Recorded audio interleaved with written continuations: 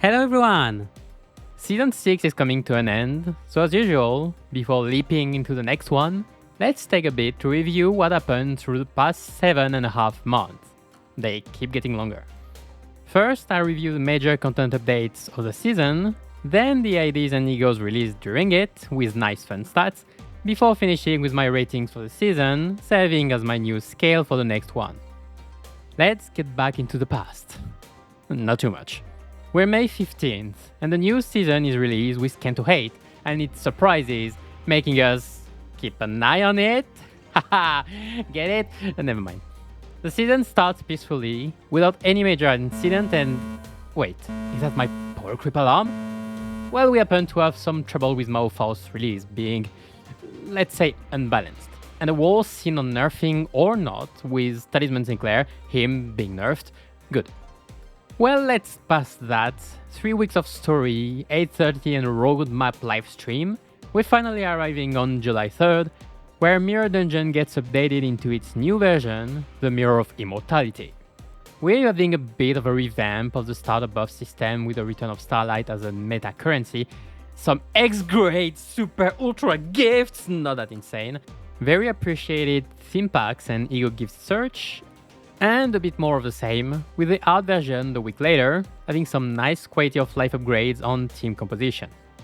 Another week later, July 17th, the magical girls are out on the new Valpurgis, for love and for hatred. Fast forward later, as Mirror Dungeon is being refined and we get new visual indications to read better, on the 31st, we finally get the first reburn of the season for Time Killing Time. But there's no mystery, we already know the culprit. The updates keep getting changed, as on August 7th, Parallel Superposition mode comes back to Mirror Dungeon. You know, the infinity thing, with the return of my favorite thing ever, achievements. With my least favorite one as well. And what better to help clearing it as Onglu receiving his highlight ID of the season on the following week, the Lord of Ongruan. Man, it keeps getting more epic. Following 2 weeks later, the first interval of the season, Spring Cultivation, featuring Shichun, a new minigame, and it was fun, but was it long as well? And not even letting us rest, on September 4th, is added the most groundbreaking thing in the game, even more than Mirror Dungeon Infinity, it's Mirror Dungeon Extreme! This offers a whole new challenge to Mirror Dungeons by going past floor 10 up to floor 15, choosing art trials on each floor for additional projection rate, which is a new progress bar for achievement rated rewards, which makes them obtainable even without them with a few clears. This addition, while funny, actually brings an interesting challenge requiring different skills, notably in ego gifts management. Time goes by, things being improved and changed, like ego gifts requiring a certain number of identities changing activation conditions, but on September 25th, the most anticipated event arrives, for the collab with Arc Knights is finally here, bringing a bunch of cool, strong egos and an interval with memorable characters, except for the sinners. They're leaving us the time to enjoy it, and after its duration on October 23rd, we get the second Bogak of the season for Murder on the Warp Express. And we still know the culprit. Or do we? Well, whatever. On the second half of it also comes the second Valpurgis of the season, featuring some Marina General invitations. Without an event, but still giving rewards for encephalic consumption during its stay. Oh nice. Our director will state in the following stream that Valpurgis events without story like this one might happen more often to get more IDs and EGOs. Up to you how to take it.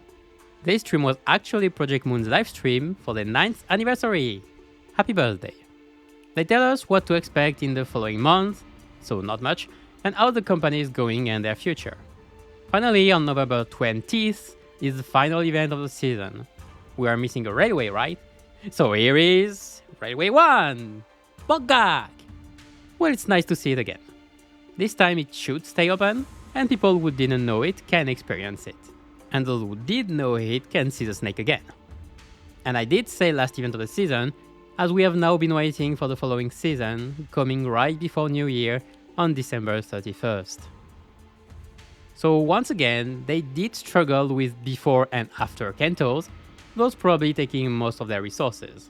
Otherwise, the rest of the season was nice, featuring usual events and mostly the very awaited collab, more or less well received depending on who you ask, but overall a success. Among the many improvements on the game, be it on loadout or stages, they spent a lot of time to refine mirror dungeons with several updates, also making it an actual challenging mode with the extreme addition.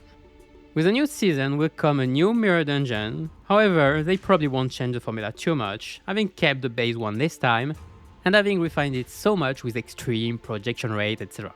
Among other changes, most content this season were designed for 7 IDs to be on the field, changing a few things in team composition, but we'll see if it stays this way, and while I deplore the lack of a new railway, since the first one comeback is still nice. This seems partially due to the overload of work brought by the Kanto, and this is still something I hope they manage to fix. Overall, the pacing for season seems set, and the main interrogation will be if we do get more Valpurgis banners or not. But what kinda changed and will be interesting to see develop is the repartition of IDs and EGOs. So now let's talk about the IDs. This season we got 23 IDs compared to 21 last season. So like one more banner for an additional 2 weeks, yeah, it adds up, nice. And for the first time, all of them were 3 stars. Say goodbye to 2 stars forever. Probably. Out of those, 17 were seasonal, 4 Valpurgis, and a record of 2 general, and not 2 good ones. For reference, last season was 14, 2 and 5 respectively. I mean, we did get 2 VAP. Out of them, 4 were burn, 5 bleed, 7 tremor, 13 rupture, 5 sinking, 7 poise, and 4 charge. Seemingly pretty balanced? Outside rupture I mean, but that was expected. Except that if you look more closely at it, it's due to the high number of multi-keyword IDs, some being just for flavor. They did manage to bring rupture back in the front of the scene, but we'll have to power up some other keywords due to the pretty high power creep this season. Faction-wise, get ready, it's a mess. A lot of tags were mixed in. We got 12 H Corp, including 7 H shows, among which 3 Adepts, 2 U, 2 Cs, 1 Mao, 1 Wu, 1 Wei, but also 2 Jia family and a half, 1 family IR candidate, 2 Thumbed, 4 Ego Gears, 2 Lob Corp and 2 N Corp, 1 T Corp, 1 Night Owls, 1 R Corp, 1 W Corp, and 1 Third Kindred Bloodfiend of Lam and Challenge. Among them, we got 3 syndicates and 2 fixers, one being an Ophi affiliate. That's interesting. The repartition per sinner is as follows. Heading into season 7, outside of Onglu being weirdly low, other sinners are 1 ID apart, in terms of 3 stars at least, being 8 or 9. So outside probably 2 Onglu IDs, the only thing we can expect from next season is a very strong Ryoshu one. Now for egos. Contrary to IDs, the number was really low. 10 in total this season, compared to 14 last one, and 4 of them were from the BP, 4 from the Arknights collab, leaving 1 from VAP and 1 seasonal during an event, so a new 0 general ones. Among them, 1 Zayin, 4 Hez, and 5 Vav, with 0 Tet. For keywords, 2 of them were burn, no bleed, 3 tremor, 5 rupture and a half, 3 sinking and a half, 1 poise, and 1 charge. Repartition per sinner is as follows. Ego numbers right now are inconsistent, with some sinners having 1 or 2 Zayin or Vav, and head numbers being between 2 to 4, so hard to draw any conclusion, except that Yiseng is gonna need some very soon, and Ishmael might have to wait a bit. So what conclusion can we draw? Well, first I wanna mention something about keywords. I made a whole new video for them, but I just wanna point out the insane amount of IDs with multiple keywords this season compared to the previous one. Some can be good in both and that's great, some others good in at least one, but also some barely fit either, which is a bit sad for them, and us. Otherwise, despite having a linear number of IDs, the number of egos was weirdly low, despite the collab bringing 4 at once. But it was maybe because of it as well, so we'll have to see if it was unique, or if it's a trend going forward, the BP also being at 4 this season. One reason could also be the number of valves as well being pretty high and requiring a bit more work. Fun fact, we got 17 banners for 27 extractable IDs/EGOs, so most of them were single banners. Though previous one was 16 for 26, so it has been a tendency now. What's more worrisome is the lack of standout fare stuff. Knowing season lasts for 7 to 8 months now, that's the time one would have to wait to dispense close to anything this season, of course not mentioning the collab exclusivity. Luckily, nothing too mandatory there. But also the two standout fair IDs this season were She-Faust and Arcoprodia, which are of arguable strengths as well. I just hope it's not a way to create more FOMO and just the wishful funnies of bringing a lot of strong shows for thematics. Well, standard fairs have been on the decline, but this is a big step, especially having no ego. It's logical for one season to highlight the stuff inside it, so like all the ideas somewhat makes sense-ish, but this doesn't change the base fact that if one lacks resources to dispense everything this season, then we fall into the gacha pit. Or like, the gotcha pit. Which is still a bit sad for newer players. Also, this is my personal take, but I would love to see more ideas from the different associations, like Divya, Gechis, Offies, even those we didn't get, bring a variety of gameplays, and we don't know how likely it is we see them next season, especially considering us getting totally new stuff the previous ones, like Butlers, Bloodfiends, or A-shows. But well, if we take next season for example, and we get a lot of different finger IDs with different playstyles, I probably wouldn't mind and be pretty happy, so I guess the variety is mostly what bothers me, with a whole lot of A-shows and affiliated Rupture bunch. But well, enough talking about my opinions for now. As first, I like to mention the new MNOs we saw this season, as we thought, well, 0 new one. None in story, and we didn't get a Railway 6. Well, 1 technically, since we fought Knight of Despair during the first Valpurgis this season. However, we got new ones in EGOs. We got Centipede Apostle and Yinlong from the Battle Pass EGOs, as well as an EGO for the previously seen Steam Transport Machine, one for So That No One Will Cry, and Queen of Hatred got one during Valve as well. Then, well, it's Hard Knight's Commanders. Didn't know they were Abnormalities. I guess I could mention we got IDs for Spiral of Contempt and Dare Flushers as well. I'm still looking forward to new Abnos and whatever the creepy thing is for Yoshu's ego. And as for the last part of this video, I'll be presenting you with a bit more subjective review, as I'll quickly present my ratings of the season. Those were made on stream if you wanna see the full explanations and reasoning. This past season, I've still been doing preliminary ratings on shorts, which I review once the season is over. However, I decided to use a different scale for them, as Spoil Creep made new ones have a little sense to be rated on the same list as previous ones.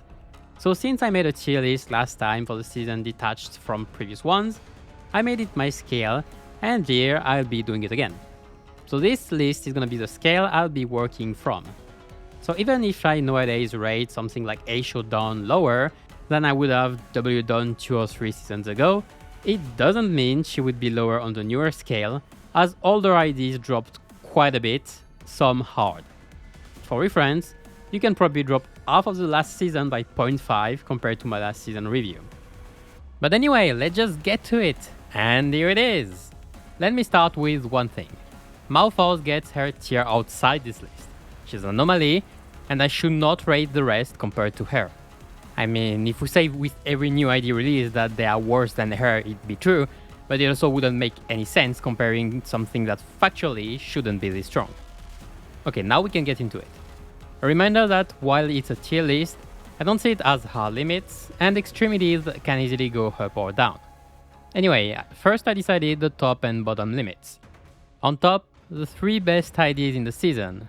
Lord Onglu, for having ruined the ID pool with his own army, but for sure an insane payoff. Thumbersault, a powerhouse with nice infliction, a special status, and supported by great egos. And finally, Code Rodion, being both a great damage dealer and the biggest sinking carry in the game. Well, they are self-explanatory.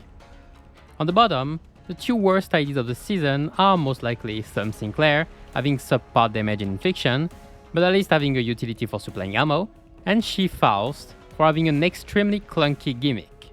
That can still be potential with Lodged Arrow though, and her base skills can inflict some nice damage, though her poise gain can be a bit awkward. Just above them, Aisho Sinclair can have some correct damage, especially in MD, but has questionable self-burn and mostly infliction issues. I wouldn't really put them lower though, as I think it's not like they're unusable or even can't find their niche, but they are underwhelming compared to the rest. Going back up then, Familiar candidate, not to candidate Ishmael, can have potential with correct rupture infliction coupled with good damage, but doesn't bring that much and prefers having Yi Sang with her. Hardcore Parodian has an easy time getting a charge and spending it, though the payoff isn't that great, especially for a charge ID. Fellbullet Yi Sang is a very niche unit requiring proper team setups for damage, but can have a very high payoff in the right situations, especially with his ego and Ryoshu's help. T-Corp Otis is currently the most efficient T-Corp member with a higher damage and not disrupting Tremor type with Chain, with a 6th out Time Moratorium. W Corp Heathcliff has nice tanking ability with correct damage, and while his skills free rotation has just correct damage, it is very reliable to get and spend charge, as well as having constant envy. On the border, Night Owl's Gregor damage is subpar outside of skills free with high nuke potential, and while Mercy can offer many good damage addition, the conditions being to assassinate means he won't do that much outside finishing targets, or setting up the pretty nice Tremor Hemorrhage plus Fatal Wound combo. On the other side of the border, Aisho Dawn, while having just correct infliction in both of her statuses, can deal quite a bit of damage while offering support with her own panic type. And Corporushu can have very good damage potential with her Gaze status, skills free setup, and tanking abilities as well. While being harder to play around her statuses switch, it can offer a nice payoff, especially coupled with her ego, and offering a nice setup for Yi Sang. Drifting Blade Ryoshu can do deceptively nice damage with her constant additional attacks, also offering really high gloom generation. There's also quite a bit of potential for rupture infliction with support, or with their egos.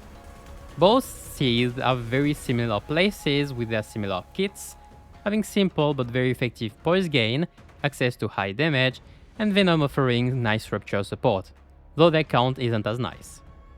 Aisho Yi Sang possesses nice tanking abilities with good damage, offering support as well to Ishmael and both Tremor and Rupture with his status.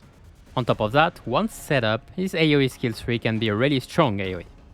Close to it, Jung Ishmael, while having lower damage on her base skills, has access to discard for consistency, and her Kozan skill can be pretty easily procced for high additional recurring damage, with egos for higher constant payoff, though may be costly.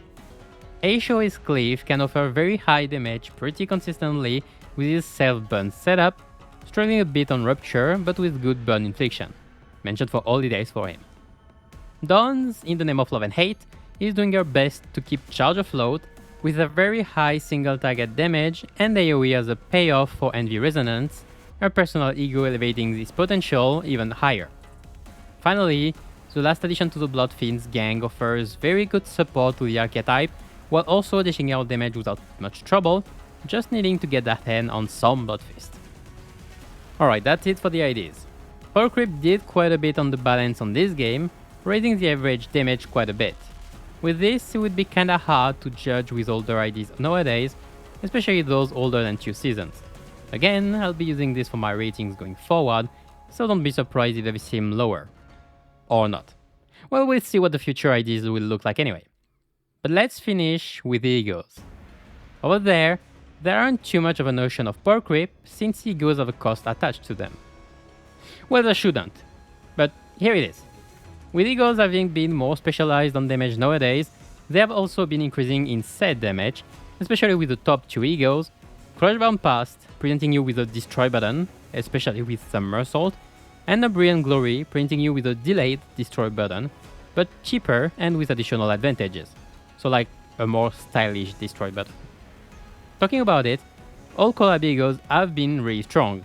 Anglus to remain one cell being a very high damage option for pretty cheap and fueling itself back, and Faust's Common Meltdown being a nice side grade to Fluid Sac for more targeted healing with solo potential, and also can double as a damage ego with Corrosion.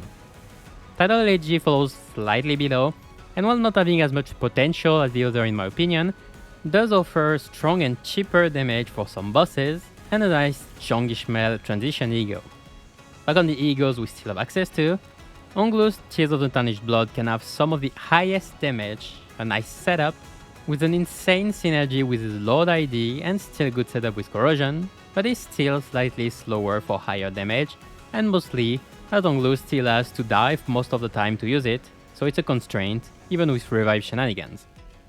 Compared to this brute damage, Dawn's In the Name of Love and Hate has less of it, outside of Corrosion I guess, though with some charge support and a very nice passive for her ID, but mostly restricted to it. Ishmael's Zain is just a very cheap blunt damage skill with Centipede Venom for support, just nice. On the threshold, Sinclair's version of Tears of the Tarnished Blood offers less and more awkward damage, but still nice with a support status for Sinclair that doesn't necessarily kill him. The first time at least. On the opposite threshold, Dawn's Red Sheet offers comparatively acceptable damage, though without disrupting Rupture, Twisted Curse Talisman being a nice additional support and damage status. And that's it for egos.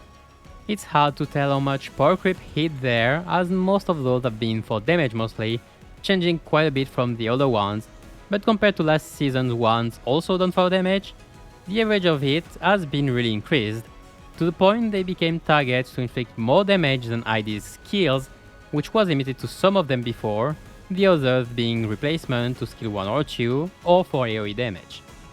So in a way, it can be said that power creep also hit egos, but we'll have to see if it becomes a growing tendency as well. So that will be it for this review.